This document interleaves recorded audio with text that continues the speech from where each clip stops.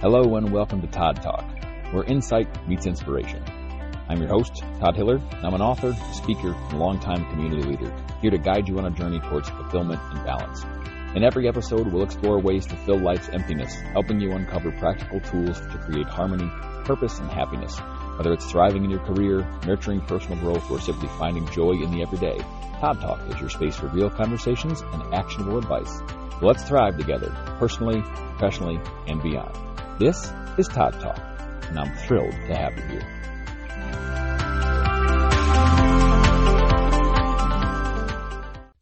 Have you ever caught yourself feeling guilty because your emotions didn't make sense? Maybe your best friend got the promotion they deserved and you're genuinely excited for them, but at the same time you wondered why your own career hadn't taken off. Or maybe that promotion for them was going to take them someplace different and that made you upset because you're like, well, great, now we don't work together anymore. Or now, even though they're getting a promotion and we're still going to be friends, they have to move to a different place. And that's not great for me. Or maybe your child graduated and you're incredibly proud, but you're also grieving the fact that childhood is over. Sometimes we think that we have to pick one emotion, but life doesn't work that way. And today I want to tell you about a conversation with my cousin Danny that reminded me, or Dan, I guess he goes by now. I'm probably not supposed to call him Danny. And I think he actually listens to this podcast. So if you're listening, I will not mention your actual nickname that I always call you. We're going to call you Dan. So a conversation that I had the other day that was made me laugh so hard, but I think it's something we all need to hear, and that is that you are allowed to feel more than one emotion at the same time. You don't have to pick one. You don't have to just say, well, right now I'm feeling X and be over and done with it. We are complex people with complex emotions and so many things that go on in our lives that it's okay to feel more than one thing at a time. So here's the story. The other day, a couple weeks ago, my dad told me something. He was like, hey, Danny bought a house in this town that's near me, but not near me, and not the one he lives in right now. And I was like, oh, all right. And I got thinking about it, and at first I'm like, are you sure? Like, I don't know if that's true. Like, but okay, like he had just talked to my cousin Dan's parents. My dad and Dan's dad are brothers. And so he had just seen them, and he talked to them like, okay, so normally that's fantastic news, right? Hey, they just bought a house, but then he told me where, and I was like, wait, 2 towns away. So like, I don't know if that makes sense. So I sent him a text quick that just said, hey, did you buy a house in insert town here? And he wrote back right away, yeah. And so now I'm like, well, I'm kind of bummed. Like I'm feeling these 2 emotions are pulling me in 2 different directions. The first is like, well, that's bad. Like it makes me so sad because him moving. Well, first of all, let's say I obviously want good things for him and his wife and his kids and their family. And like, it's exciting to buy a new house and that was really cool. But honestly, I got mad. I was so irked because I'm like, all these things are going through my brain that are not good about him changing where he lives now and going 2 towns away to the town my dad mentioned. And it's not because I didn't want good things for him. I absolutely do. And I want great things for him and his family. But my brain immediately said, hey, he just joined the fire department that I'm a member of. And if he moves, we won't be in the same fire department anymore. And he and I were really close when he was younger because we're 10 years apart. So he was kind of like my little buddy palling around. When I was home from college and in my 20s, I would just go pick him up and take him shopping or we'd go out to lunch or whatever. And we had always been close. And so, life took us in different directions, which is totally fine because that's the way life works and what life does.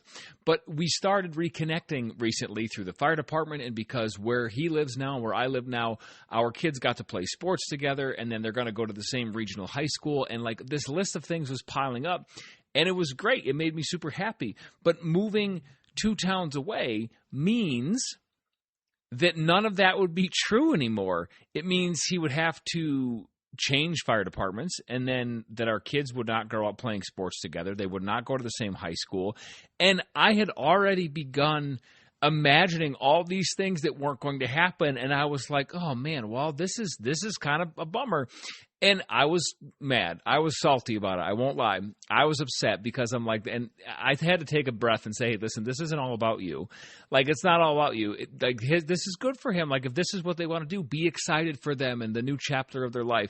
And I absolutely was. But like, I'm like, the kids could look out for each other when they go to school together, like playing sports, and just growing up and being cousins who were also close friends because they got to spend time together. In my mind, that kind of little future had already started. And then I found out he was moving, and like all the wind came out of my sails, and I was like, ugh. Now, he and I shared a couple more text messages. I tried to like get out, feel them out, like for why they were moving and get some information out of them. And finally, like 4 or 5 messages later, he's like, oh, I'm not really moving. He's like, that's my brother that bought a house. And now, like, I was mad. I was mad and upset but happy and excited and like laughing. It was such a roller coaster of emotions, and he was cracking up when I told him the story. He was like belly laughing. And I was like, I was so excited for you, but then I was kind of mad. And, listen, it sounds ridiculous when you say it out loud, like being mad for someone that's doing something exciting, like buying a new house. But in my brain, that's what happened. And I've had an episode before that said, like, we can't control our emotions. Like, they just show up. When something happens or we experience something, we get the emotion right away. We don't get to pick when it shows up or how. We just feel it. And now, here's the other part of that. I wasn't pretending to be happy, and I wasn't pretending to be upset. I was genuinely both things at the same time. And I know we are complex people, and sometimes we feel complex things and complex emotions all at the same time. And that's when something kind of clicked. I realized, who says we have to only feel one emotion? Why do we put pressure on ourselves like that? Life is really that simple. You can celebrate someone else's success while mourning what changed because of it. Like, that will happen in your life, I think. And it's not always with work. It's not always with a promotion. It's not always with something like buying a house. But in your life, I truly believe that you are going to have 2 emotions show up at the same time at some point, and we don't know what to do with it. And I want to remind you and just be a voice that tells you, give yourself permission to just feel them and let them show up in your life. You don't have to just say, now what do I do? One of these emotions has to go, and try to shove it away because you think the other one should be in charge and rule the day and have complete control over you. You don't have to do that. You can be grateful and exhausted at the same time. You can be hopeful and scared. You can be confident and nervous. You can be relieved and heartbroken. And this shows up in so many different places. And I was recently talking to somebody else someone in their life passed away. And I was like, I'm so sorry to hear. And like, yeah, but they were quite old, and it's better off this way because they were not in a good place and they were not well. And so they were super sad because one of their loved ones passed away, but they were also relieved that they weren't hurting anymore, and they weren't sick anymore, and they weren't living with no quality of life anymore. And I think this shows up in so many different places. I think I made the example at the beginning of the episode too about kids. We get super excited when our kids hit big milestones, and some people, they mourn that loss of the quote-unquote little kid life, or that version of the kid that was little and existed when they were kind of younger or small. And this also shows up for me because my daughter recently went through her 6th grade promotion, and she's out of elementary school and she's headed to middle school. And there were so many people, they were like crying, like, oh my God, look at all the baby pictures in the slideshow. Like, I'm so sad. Now, the caveat to this is that, like, just an aside, I have always been super excited for my kids at the age they are at and for their next chapter.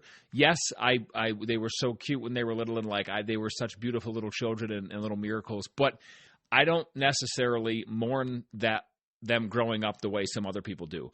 But it does happen. It shows up for people. They're like, oh my God, I can't believe they're not little anymore. And now they're going on to this, and they don't do this anymore. And I know I have a friend of mine that they said when their kids stopped calling them like mommy and daddy and moved to mom and dad, they were like, oh my God, we're so heartbroken. And I was like, well, that one doesn't bother me, but I get it. Like, I understand, because those things that happen, lots of emotions show up all at the same time. But that list I gave, confident and nervous, relieved and heartbroken, all that stuff, they can simply exist together. They don't cancel each other out. Please, please, please don't put that kind of pressure on yourself. Don't think that one of them needs to quote unquote win and the other one needs to go away and stay away because the other one has to win out or have the bigger impact, so to speak, on you. And I think we shame ourselves sometimes because one of the biggest mistakes we make is believing that if we have one uncomfortable emotion, then our positive emotion wasn't necessarily real, or vice versa. So I was sad Dan was moving. But that doesn't mean I wasn't happy for him. Does that make sense? I was happy for him. Buying a new house is super exciting, especially because it typically means opening a new chapter, and there's a reason that you're moving, that you want to pursue something. Different school system, better location, better job, new career opportunity, promotion, all those things. And I was happy for him and his family. But does that mean I shouldn't miss what could have been? No, absolutely not. I'm allowed to say, oh, man, this is going to be a bummer because I was so looking forward to all those things. Both were true. I was excited for him, absolutely, and I was also going to miss all those things. Kids playing sports together, me hanging out at the firehouse with him and being in the same fire department and teaching him and watching him learn and grow in the fire service. Spending time together just because our lives were going to be interacting with sports and all that kind of stuff on top of, actually being family members. All that stuff was true. But the problem wasn't my emotions. The problem would have been me pretending one of them didn't exist. If I had just said, well, I'm really happy for him. You're not allowed to be mad. Don't be upset. This is not your life. You put it down. Be excited for him. You're not allowed to feel anything else. Get over yourself. Like, that robs me of lots of things. That robs me of the chance to be upset, and not at face value of saying, oh, woe is me, I want to be upset. But the reason I'm upset is because internally I have been celebrating and looking forward to so many good things for our kids and our families and us as cousins and friends that I was going to miss all of that stuff that was going to not be. And it's okay to say that I was going to miss it because I certainly was. It doesn't mean that emotion was bad or should have been squashed and pushed away by the fact that, hey, Hiller, you should be excited for your cousin that he's buying a new house. And I want you to think about how often this happens because life is full of emotional contradictions. Parents send children to college and they're like, oh my God, this is so beautiful. It's so wonderful. Our kids are getting married. They're all grown up. We're so exciting. We love their spouse. We're happy. They're blessed. We're so grateful for this new life for them in this new chapter. And at the same time, you're like, well, there's a lot of things that surround them. They're not going to be my baby anymore. They're not my kids anymore. They're moving away. They're moving out. They're going to be so busy now. They're starting their own family. I won't see them as much. Maybe they live further away. You're going to be conflicted. I think that's almost guaranteed. Getting married, retiring, moving into your dream house, changing careers, leaving a toxic relationship. That's a big one, right? Leaving a toxic relationship, you get to be so happy and excited that you are moving away from something like that and stepping into something better. But there may still be a small part of you that says, oh my God, you're not necessarily mourning the fact that you're moving away and getting away from that toxic person, but you might say, you know what we had was good because of X. Well, I really loved where we lived, or we had great friends, or whatever the case may be. All those things can pile up. You can be conflicted. Every one of those moments contains gain and loss, because every new chapter closes another one. And I think that that's really important to remember, that you are allowed to feel something about each thing, each chapter. So when every new chapter closes another one, that doesn't make the other or the new chapter bad. It doesn't make the old chapter gone forever necessarily. Hopefully, if it's something you're moving away from that's bad, it's gone forever.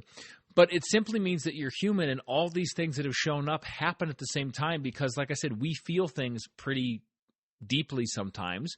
And we can't control that because that's part of being human. And I want to encourage you too, don't rush yourself with all this stuff when it shows up. Sometimes I think we try to rush through uncomfortable feelings because we think they're not appropriate, or we don't like the way they feel. We're like, we got to get through this. We got to get over this. I don't like this. It's not okay. It's not good. I have to get through this. Stop it. Stop thinking that. Stop feeling that way. But don't do that. Take a deep breath and slow down.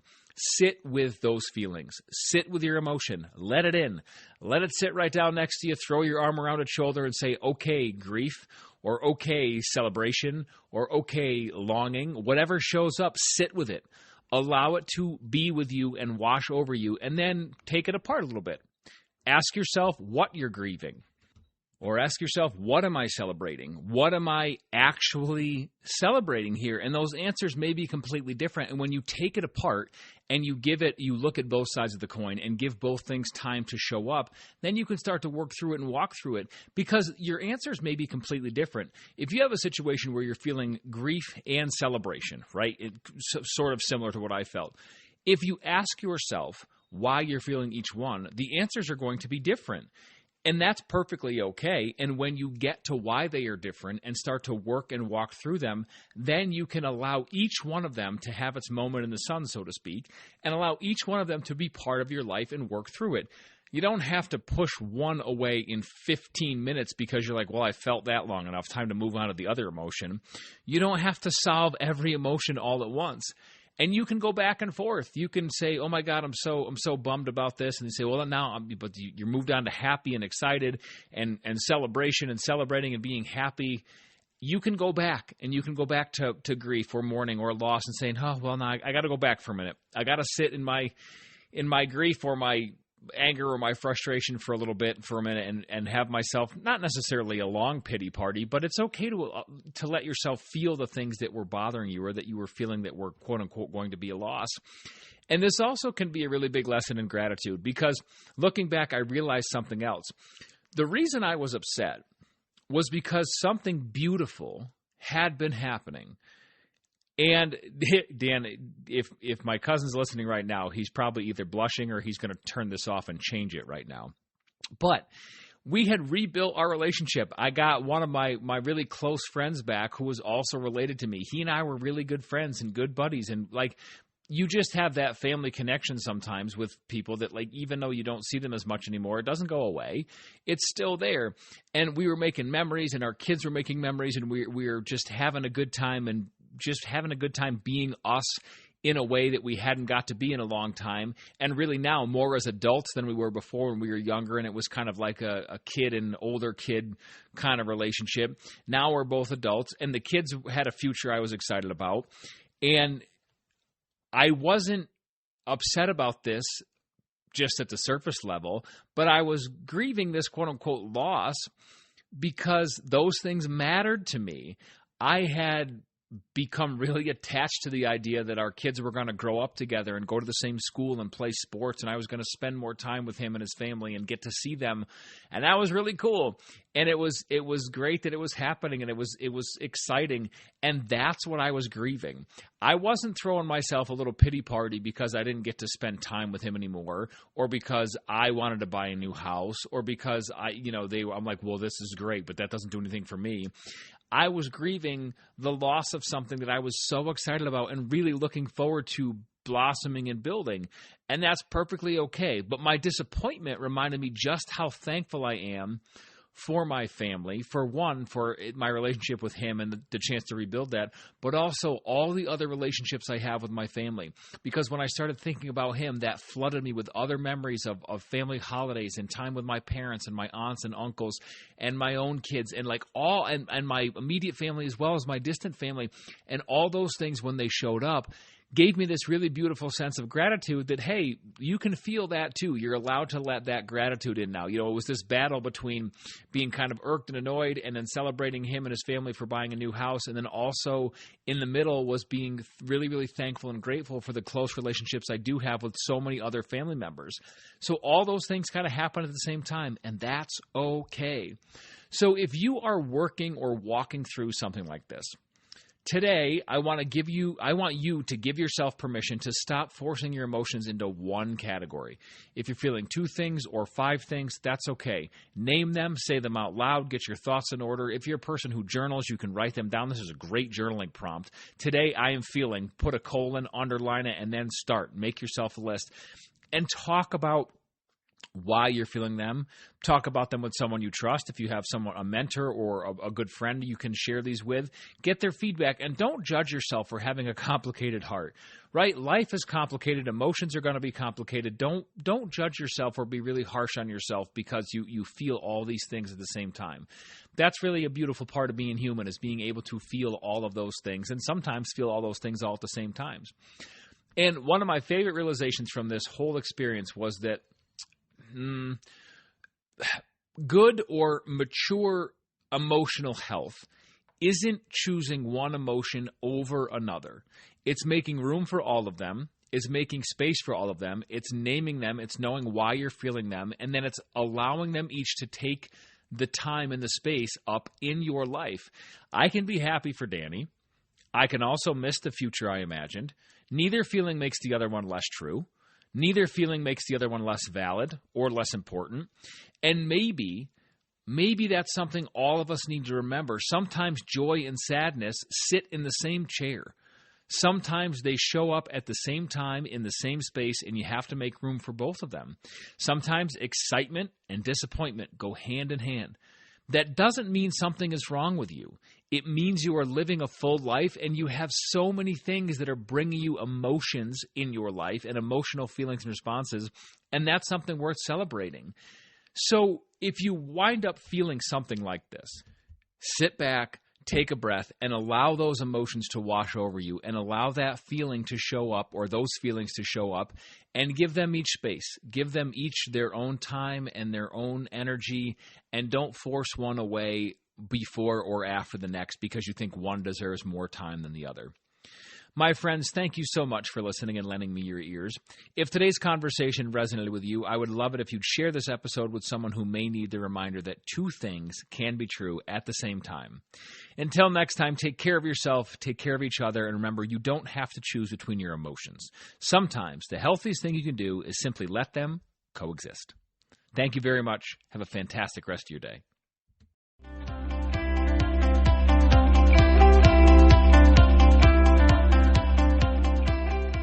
Thanks for tuning in to Todd Talk. If you've liked what you've heard, please go ahead and subscribe and follow along so you don't miss any updates or new episodes. Thanks very much and enjoy the rest of your day.